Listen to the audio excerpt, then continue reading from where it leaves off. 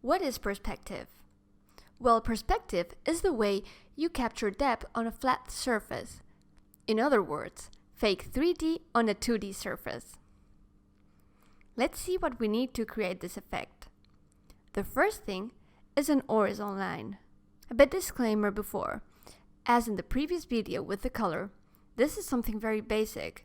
Perspective goes way further, but for this course, it's more than enough. The first thing is an horizontal line.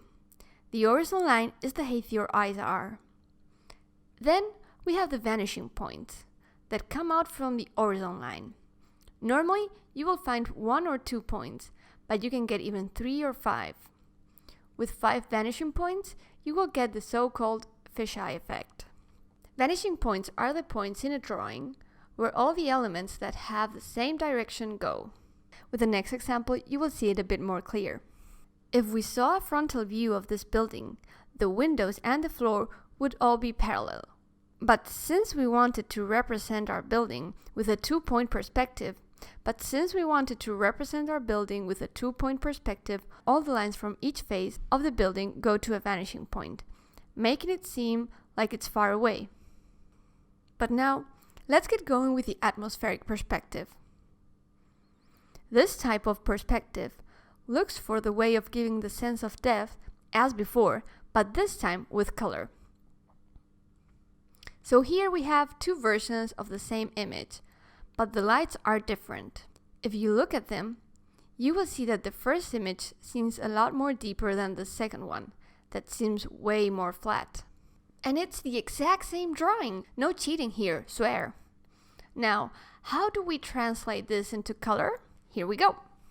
This is a simplified color scheme created from the first drawing we saw on the previous panel. So here we see clearly color planes, right? Let's complicate this a bit more by adding details. Whoa, now this looks like something totally different, but it still works, right?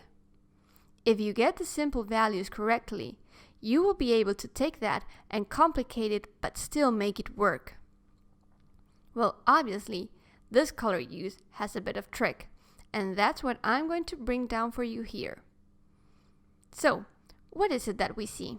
Well, first of all, we have these 2 big trees that frame the scene. Since they are near, they appear, but I also serve myself of warm colors and diffused edges. Warm colors give a proximity sense, and on the other hand, the use of diffused edges is because the closer an object is, the more difficulty we will have focusing correctly. Put a finger in front of your eye, and you will see that I'm not making this up. Next, we have overlapping elements, and as before, this is something you see in life. Things are placed one in front of others, blocking each other's out. When I told you earlier to put your hand in front of your eye, you were blocking what was behind your hand. In my case, it was the mic I'm recording with. Now, as we keep going far away, the objects start losing contrast. You have a detail and color loss, and everything tends to disappear into cold colors, mainly blue. And why blue, you might be asking? Well, because we could say that blue is the air color. And yes, I know that air has no color, but when it comes to art, it has. So the last plane seems blue, because the further an object is, the more air is between you and the object. So that's why it tends to blue. But of course, it's not only blue. If, for example, you're painting a yellow sunset with the sun rays bathing everything in oranges and yellows, your more distant objects will also be yellow.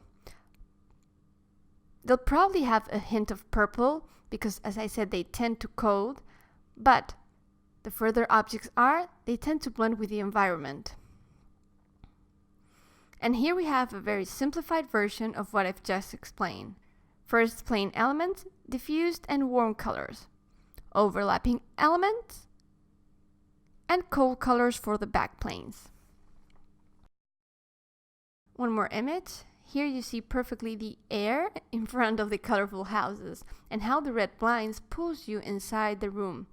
Also, we see the other things we've been talking about earlier. But once again, I must remind you, color is relative. So these are just a few guidelines. The best way to learn is to go outside with your drawing pad and get inspired by real life. Also, a great way to learn how to do this is by copying masters. Take a painting you like and try to reproduce what you see, but with no detail, just big color blocks. Simplify everything. This is the best way of learning this technique. So, let's go to the next video.